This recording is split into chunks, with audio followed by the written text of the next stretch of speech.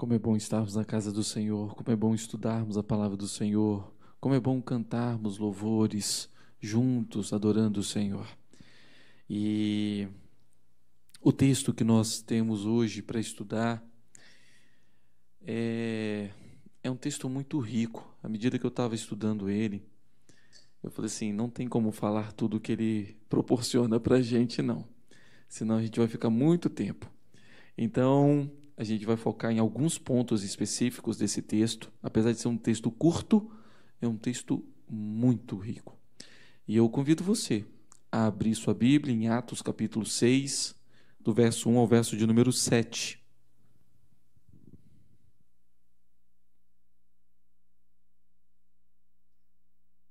Tem muita coisa para falar nesse texto, mas eu não vou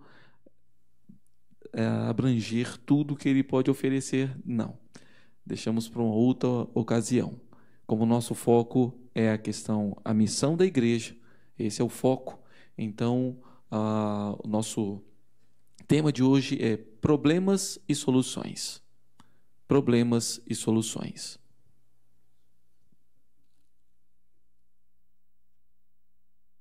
Atos 6, verso 1 ao verso de número 7, diz assim a palavra do Senhor.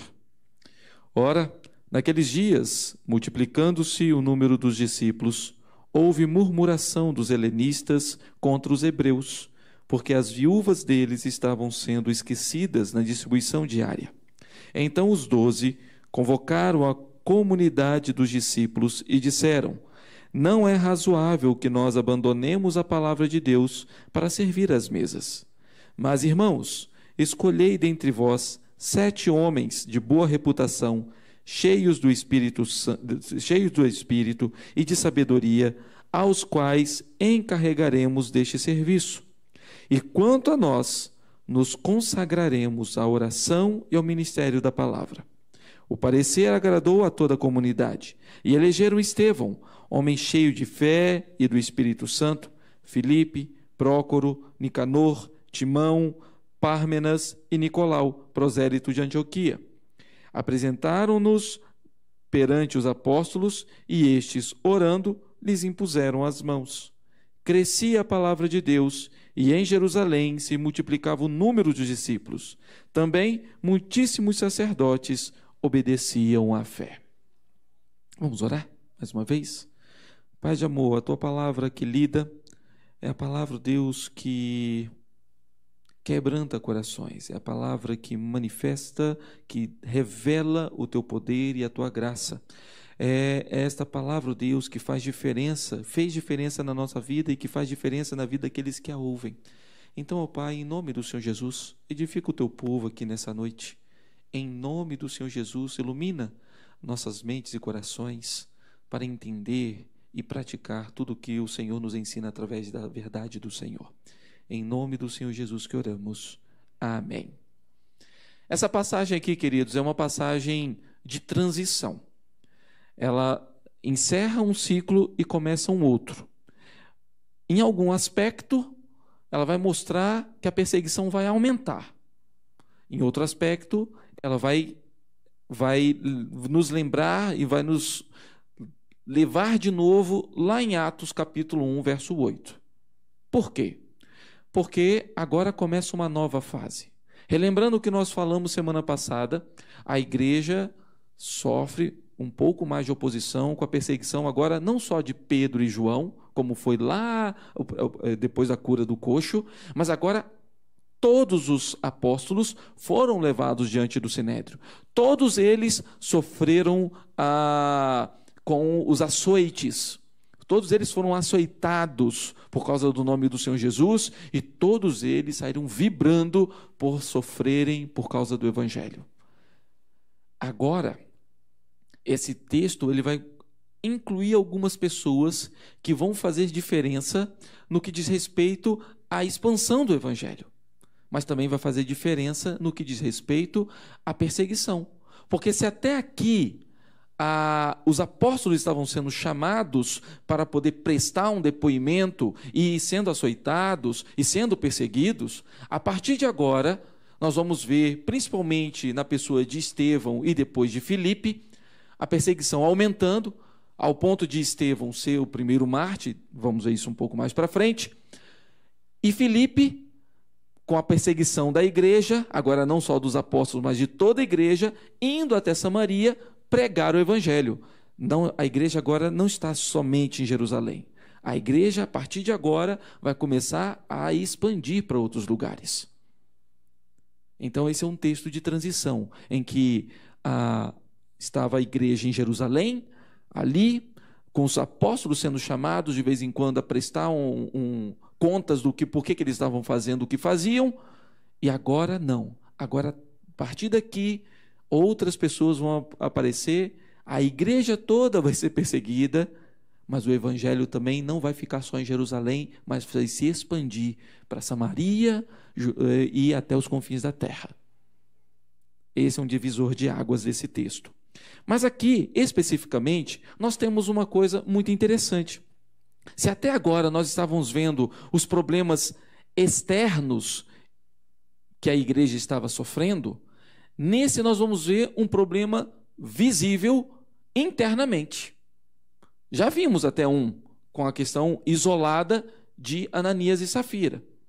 Agora, nós vemos que um grupo, não somente um casal, mas um grupo de pessoas trazem problemas ali para serem resolvidos diante dos apóstolos.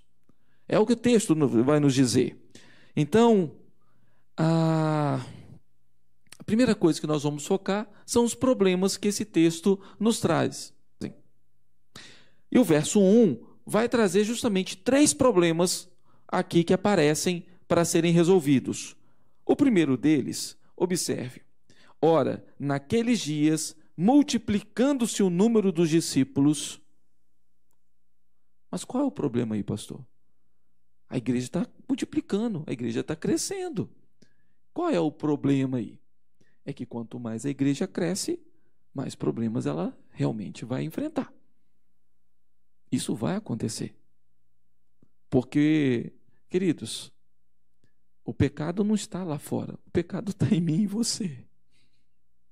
E quanto mais pessoas, certamente mais problemas. E agora, só que o número de pessoas para gerir isso continuava o mesmo.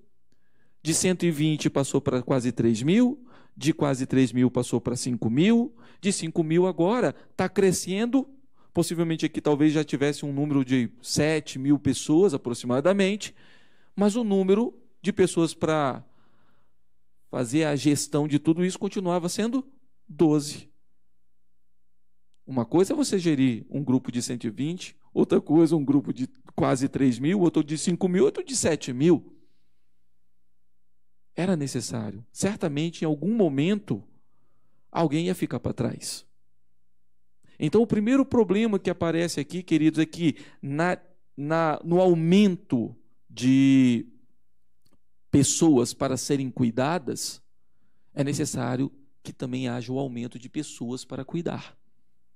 Nós estamos falando aqui e temos batido nessa tecla o tempo todo sobre os 4 pilares da missão da igreja, que é, vocês lembram? O primeiro é adorar, o segundo, edificar, terceiro, evangelizar, e é só o pastor, os pastores e o conselho para fazer isso? Não pode, nós não damos conta. E olha que o grupo não é nem de 7 mil. Nós não damos conta. É necessário que a igreja seja envolvida nisso, é necessário que todos façam este serviço, para que fique mais leve a caminhada e que outras pessoas possam ser abençoadas através da edificação mútua da igreja. Então, queridos, observe que a primeira dificuldade é que o grupo está crescendo, mas o número de pessoas para, vamos dizer assim, não que a igreja não trabalhava, a igreja trabalhava, a igreja continuava trabalhando, mas para gerir isso continuava um número igual. E isso estava trazendo um certo problema. O segundo problema que nós encontramos aqui, e esse talvez seja o grande problema que ia ser resolvido, a murmuração. O verso de número 1 ainda diz: houve murmuração dos helenistas contra os hebreus. Quem são os helenistas? Os helenistas, possivelmente, são judeus que nasceram em regiões gregas, que estavam em Jerusalém no dia do Pentecostes e que se converteram, continuaram em Jerusalém e que precisavam do apoio, porque deixaram suas casas em outros lugares, estavam ali, precisavam desse apoio, mas estavam crescendo cada vez mais. Não era só aquele grupo que estava lá no Pentecostes, mas outras pessoas também começaram a se converter, e esse grupo foi aumentando. Então, os helenistas aqui são, podemos dizer assim, judeus de fala grega, ou com uma certa cultura grega. E os hebreus, assim denominados aqui, os judeus raízes, nascidos ali em Jerusalém, ou ali na Judéia mesmo, e que de fala aramaica. Esses eram os hebreus, assim denominados aqui no texto. Então havia os helenistas que vieram de outras regiões, não eram ali de Jerusalém e seus arredores, mas de outras regiões até bem distantes, para Jerusalém, e ali ficaram. E precisavam realmente do apoio da igreja. Mas à medida que foi crescendo o número, nem a igreja foi dando conta de tudo isso. E quem tinha que gerir isso? Os apóstolos. Aí começa-se uma murmuração. Qual é o problema da murmuração, queridos? A murmuração era um problema na igreja primitiva e é um problema até hoje dentro das nossas igrejas. Porque a murmuração, ela não é só uma reclamação. Todos nós sabemos que não há problema em fazer uma reclamação. Mas qual o objetivo da reclamação? Melhorar. Qual o motivo da reclamação? Chegar até a pessoa de direito e falar assim: eu preciso que você faça isso porque está acontecendo isso, isso e isso. A murmuração não. A murmuração é aquela coisa que vai minando, vai criando focos de incêndio dentro da comunidade cristã. E a pessoa que deveria saber, não sabe. Sabe aquela coisa de... Hoje as redes antissociais estão mostrando muito isso, sabe? Quando você precisa falar com alguém, mas você não fala com aquela pessoa. Você coloca no Facebook, no Instagram e tantas outras redes sociais o que você escancara para todo mundo, menos para a pessoa que você precisa falar. É o que estava acontecendo aqui. Certamente, aquelas pessoas estavam culpando os apóstolos, ou talvez até outras pessoas da comunidade cristã, de estarem sendo negligenciadas na distribuição dos alimentos ou do dinheiro que era depositado aos pés dos apóstolos. E assim, eles estão deixando a gente para trás, estão cuidando dos outros e a gente está ficando para trás. Só que isso não era falado com os apóstolos, era falado com outras pessoas, e aquilo foi criando focos de incêndio, porque o texto bíblico lá em Tiago fala que a língua, né, é como fogo. E era isso que estava acontecendo aqui. Meus queridos, a murmuração é algo que nós precisamos, ou pelo menos, se não temos como eliminar, pelo menos diminuir, porque a murmuração, o problema grande da murmuração não é só de quem murmura, mas de quem dá ouvidos à murmuração. Esse é o grande problema da murmuração. A fofoca é uma murmuração. É o grande problema, porque você acha assim: eu não falei nada, eu só ouvi. Mas você deu ouvidos. Se a pessoa falou assim, ele me deu ouvidos, o outro também vai me dar. E aí chega no outro que gosta também de disseminar o negócio. E aí vira um grande problema dentro da comunidade. A murmuração foi um problema enfrentado pelos apóstolos aqui. O terceiro problema eram os dois grupos diferentes, como nós falamos aqui. Haviam dois grupos agora. O grupo dos judeus de fala aramaica, os judeus de fala grega. Os judeus ali que se consideravam raízes, os judeus que eram olhados como: isso aí é um judeu meia boca, né? Já foram contaminados com a cultura dos outros povos. Apesar do texto não nos dá nenhuma direção para que houve uma discriminação ou um preconceito com esses irmãos, nenhum absurdo inferir que pudesse, de alguma parte ou outra, acontecer isso.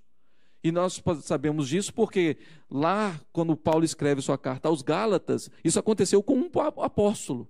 Pedro estava lá conversando com os irmãos gentios, e quando chegou os irmãos judeus, ele largou os irmãos gentios e foi conversar com os judeus. E Paulo chamou a atenção de Pedro. Que história é essa, Pedro?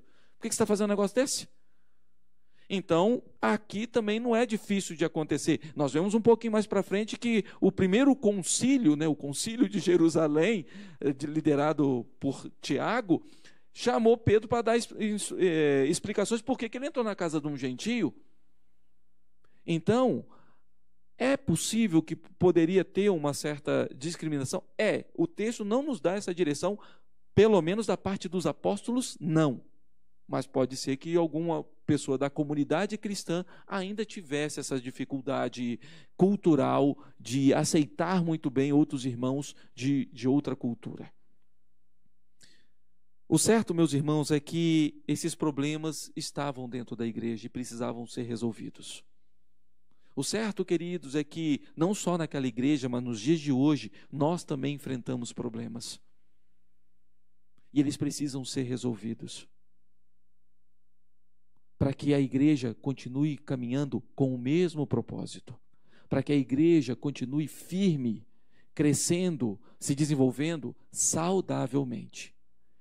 E o que vai fazer a diferença para que a igreja volte-se para uma mesma direção, não é olhar para a cultura de A, a cultura de B. Não é olhar para que o outro fale grego ou o outro fale aramaico. Não é olhar se o outro faz tal atividade, pratica tal atividade, o outro atividade na igreja. Mas é olhar para a mesma direção que o Evangelho nos aponta. Jesus é o nosso alvo. Jesus é aquele que é maior em nós do que qualquer outra diferença que possamos ter. Essa é a diferença que agora os apóstolos vão chamar a atenção para isso. E agora nós vamos passar para a solução. E qual foi a solução que os apóstolos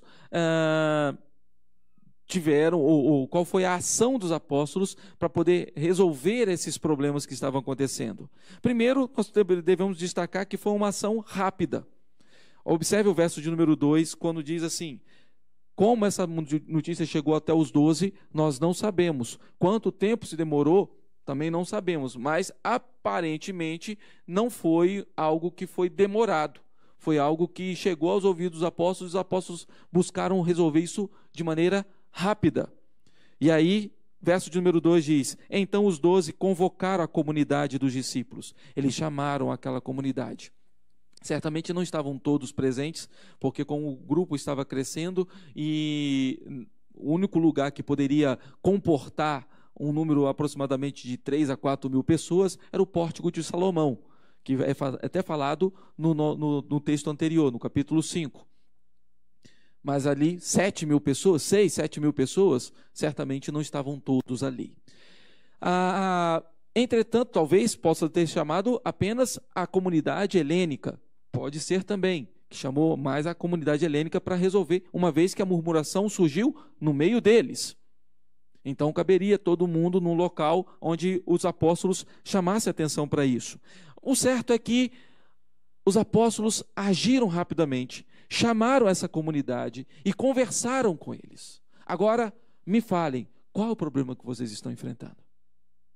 Agora, diga para nós, já que somos os gestores de tudo isso, o que está acontecendo? Chamar a responsabilidade para eles, entretanto, ouvindo a comunidade agora, trazendo para eles a responsabilidade de pastorear, sim, mas ouvindo qual é o problema sério, porque não ficar aquele telefone sem fio no meio da comunidade. Eu ouvi dizer, já ouviu uma coisa dessa? Não, eu ouvi dizer por aí que foi assim, assim, assim. Meus irmãos, eu ouvi dizer sem alguém para ter um ponto de referência, não existe isso. Não deve existir isso na comunidade cristã. Então, queridos, a primeira coisa, a ação rápida. A segunda coisa, prioridades. O serviço social aqui não era algo de menor importância. Não entendam que o que os discípulos estão fazendo aqui é algo, sim, não, isso aí, ó, nós não vamos nos importar com isso não. De jeito nenhum. Entretanto, a prioridade era a palavra e a oração. A prioridade era a palavra e a oração. E a gente vê isso em todo o texto. Sabe por quê? Porque aqui no verso 2 mesmo, eles vão falar isso. Não é razoável que nós abandonemos a palavra de Deus para servir às mesas. Não é razoável que abandonemos a palavra, porque isso é o ponto principal.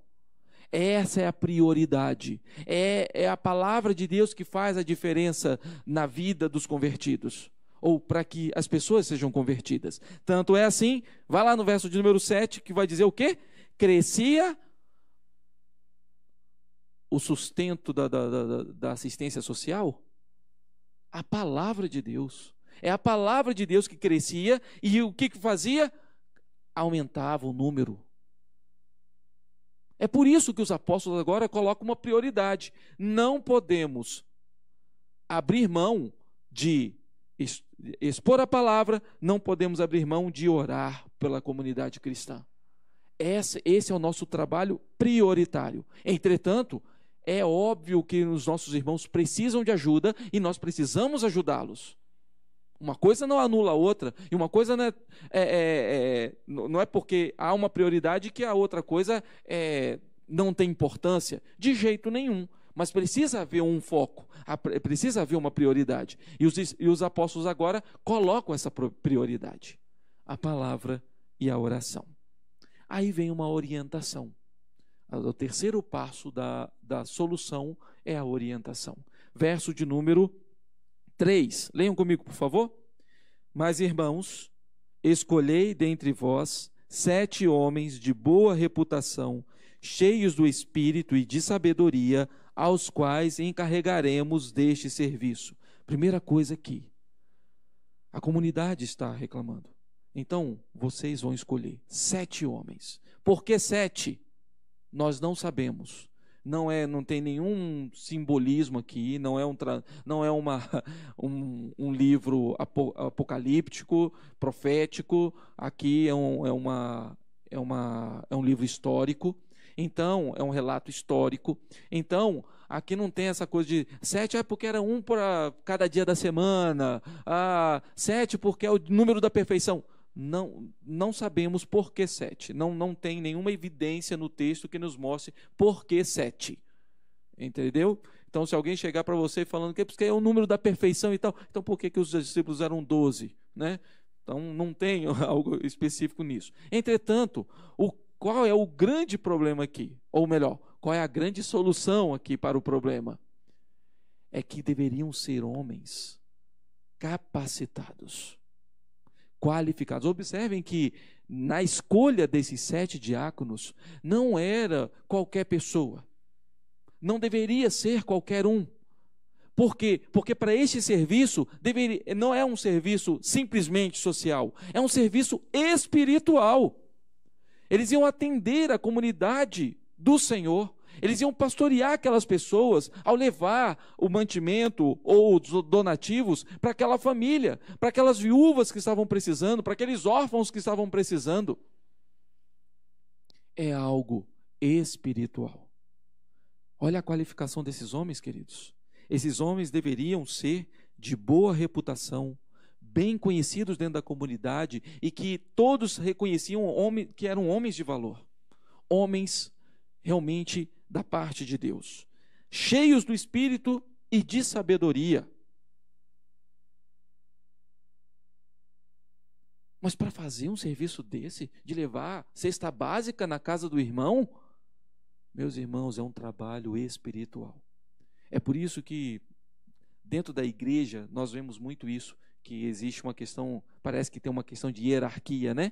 O conselho e depois vem os diáconos abaixo. Queridos, são oficiais da igreja, são oficiais da igreja, tanto um quanto o outro, com serviços diferentes, com ministérios diferentes, mas tanto um quanto o outro com o mesmo propósito de servir ao Senhor e à comunidade da igreja. Líderes na casa do Senhor que precisam ser respeitados enquanto forem fiéis às Sagradas Escrituras, como nós sempre falamos aqui quando batizamos ou fazemos a profissão de fé de alguém. Porque esses homens precisam ser escolhidos com este propósito, de servir ao Senhor espiritualmente. São líderes que serão ordenados aqui. O verso de número 6 vai dizer que houve imposição de mãos sobre esses homens, ordenando-os para este ministério. Homens de boa reputação, homens cheios do Espírito e de sabedoria. Por que sabedoria? Porque, meus irmãos, talvez as pessoas que estavam lá, nem todas precisassem de um donativo, nem todas precisavam de dinheiro ou de cesta básica. Era possível que talvez chegasse na casa de alguém que estava precisando e falasse assim: olha, vejo que você tem força, tem vigor. Se a gente conseguir um emprego para você, vamos seguir? Você está longe da sua casa, eu sei, você tinha uma função lá, você tinha o seu salário lá, aqui você não tem, mas vamos conseguir um emprego para você sustentar a sua casa. Ou talvez até mesmo uma das viúvas, talvez uma viúva mais jovem, que tinha condições de trabalhar, e os diáconos iam fazer justamente isso. Esse trabalho de saber e ter sabedoria para lidar com isso, saber quem realmente necessitava de algo imediato, quem poderia talvez trabalhar e precisava de alguma outra coisa que não envolvesse dinheiro ou alimento. Queridos, quando nós buscamos o Senhor, quando há uma eleição aqui de presbíteros e diáconos, como é que você busca o Senhor, a orientação? É por afeição? É por amizade? Ou é porque você encontra nesses homens as qualificações que são necessárias? Homens de boa reputação, cheios do Espírito e de sabedoria. E isso faz toda a diferença no cumprimento da missão, sabia? Que homens que são com essa qualificação certamente vão levar a missão a sério. E vão fazer aquilo que é necessário para que a igreja seja beneficiada, seja edificada. Meus queridos, mais uma outra parte da solução do problema é justamente essa valorização do trabalho. Através dessa qualificação desses homens, a gente vê que esse trabalho social de servir às mesas não era algo sem importância, mas era algo valioso para a igreja, para que a igreja fosse edificada, para que a igreja fosse acolhida, para que aqueles irmãos se sentissem acolhidos e ninguém ficasse para trás na distribuição, como estava acontecendo. Estava acontecendo não por uma questão de discriminação ou preconceito dos apóstolos, ainda que pudesse dentro da comunidade ter realmente, como infelizmente até hoje ainda vemos, mas por conta do crescimento que estava acontecendo e poucas pessoas para poder gerir tudo isso. Continuamos então aqui e vemos a ordenação desses homens. Esses homens foram ordenados para esse serviço, esses homens foram escolhidos para este serviço. E por que homens? Uma vez que possivelmente muitas das casas que eles iriam eram de viúvas. Mas por que homens? Fortalecendo a ideia da liderança masculina dentro da igreja. Não é porque as mulheres não têm capacitação para fazer isso. Na realidade, é bem possível que talvez até nesse caso fossem até visto, humanamente falando, como mais acessível à casa das viúvas para poder fazer isso. Mas mostrando que são os homens que o Senhor escolheu para liderar a casa deles. Não era uma questão de cultura.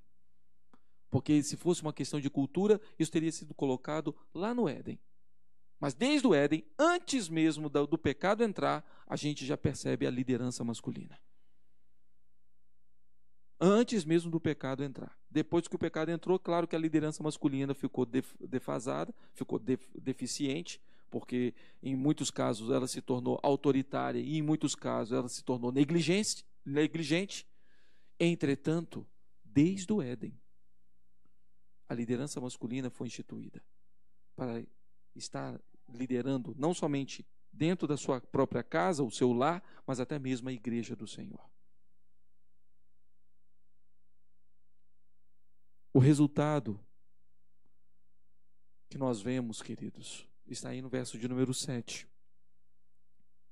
Mas antes da gente passar para o resultado, uma coisa eu gostaria de observar aqui com os irmãos. Observe que esses 7 homens que foram escolhidos, todos eles estavam dentro da comunidade helênica. Todos eles têm nome grego. Estevão, Filipe, Prócoro, Pármenas, Timão, todos eles estavam ali. Dos 7 homens, eram 6 helênicos e um gentio. O último, né? Nicolau, que era prosélito da Antioquia. Por que ele era um prosélito? Porque certamente ele se fez judeu praticando a circuncisão, mas não era um judeu de nascimento. Os outros, todos judeus, entretanto, de fala grega. Por quê? Porque o problema estava dentro da comunidade helênica. Então, aqueles homens foram escolhidos pela comunidade helênica, dentro da sua própria comunidade, ou dentro do seu próprio contexto, conhecendo as necessidades do seu contexto, para servir as mesas. E quando, queridos, essas soluções vêm da parte do Senhor, a gente vê que a igreja é beneficiada e o povo se alegra com isso. Porque o próprio texto fala que isso foi bom aos olhos da comunidade. Verso de número 5. O parecer agradou a toda a comunidade e elegeram, aí vai falando o nome daquelas pessoas que foram eleitas. Quando a decisão é tomada, ou as soluções são tomadas de forma rápida, mostrando qual é a prioridade, mostrando ou orientando e valorizando toda a ação dentro da própria igreja e ordenando pessoas que têm as características que o Senhor quer de cada um de nós. E aqui é um grande detalhe. Talvez a gente olhe assim e fale assim: mas escolher pessoas de boa reputação, cheias do espírito e de sabedoria, difícil dentro da igreja, não deveria ser. Isso não são qualificações de um ou outro homem. Isso deveria ser a qualificação de todo crente. Todo homem crente deveria ter essas qualificações. Às vezes a gente olha para o texto e fala assim: vamos escolher, e a gente fala assim, mas quem? Quem que vai ter? Gente, não era para ficar procurando a dedo quem que tem as qualificações. Isso deveria ser fato de que todos nós, homens e mulheres, deveríamos ser pessoas cheias do Espírito e de sabedoria.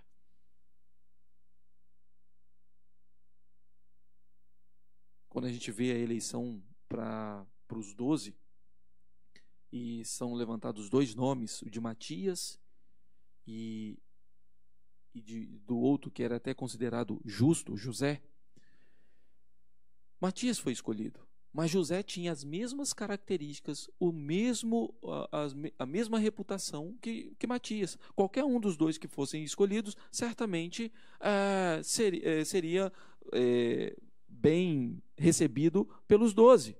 E talvez tinha até outros homens na comunidade ali cristã, naquele período, com as mesmas características. Mas Matias foi escolhido. Por quê? O Senhor sabe. Mas às vezes parece que a gente quer levar uma vida mansa, sabe? Parece que a gente quer levar uma vida cristã assim, muito tranquila. Esse negócio de perseguição, o pastor está falando aí sobre perseguição, eu já fico até com medo de quando chegar a perseguição no Brasil e tal. Por quê? Nós não confiamos no Deus de toda a providência? Nós não confiamos que, ainda que haja perseguição, é o Senhor quem faz com que a igreja seja cresça. Olha aqui, a perseguição continua e vai aumentar. E sabe o que vai acontecer com a igreja? Você acha que a igreja vai diminuir? Você acha que a igreja não vai ficar minguada? Ela vai crescer, ela vai expandir. Ela vai para outros lugares, mas ela vai continuar.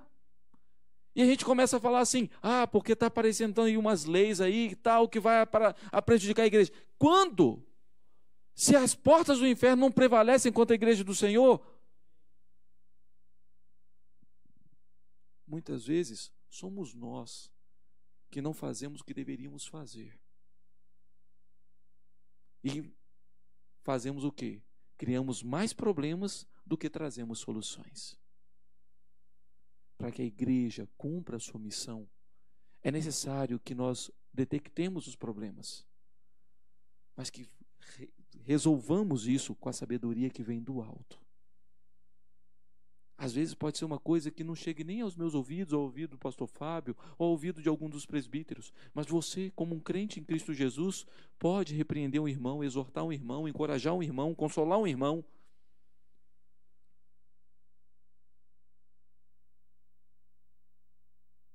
Para que a missão da igreja seja cumprida. Mais para frente nós vamos ver justamente isso, capítulo 8. Certamente o nosso irmão licenciado Orlando deve trabalhar esse capítulo aí. Como a igreja vai trabalhar em prol da missão.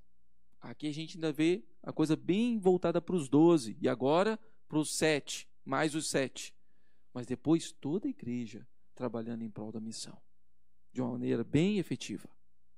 Mas o grande resultado, queridos, de tudo isso, do problema sendo resolvido pela graça do Senhor Jesus, é o verso de número 7, quando diz: crescia a palavra de Deus, e em Jerusalém se multiplicava o número dos discípulos. Mesmo problemas acontecendo dentro da igreja, mesmo murmuração acontecendo dentro da igreja, sim, mas o número não parava de crescer. Por quê? Porque a palavra do Senhor é o nosso norte. A palavra do Senhor é a prioridade. A palavra do Senhor é quem estava dando direção àquele povo para resolver os seus problemas internos e receber os que estavam sendo salvos pela palavra do Senhor. E não somente as pessoas fora do contexto religioso, mas diz o texto agora que também muitíssimos sacerdotes obedeciam à fé.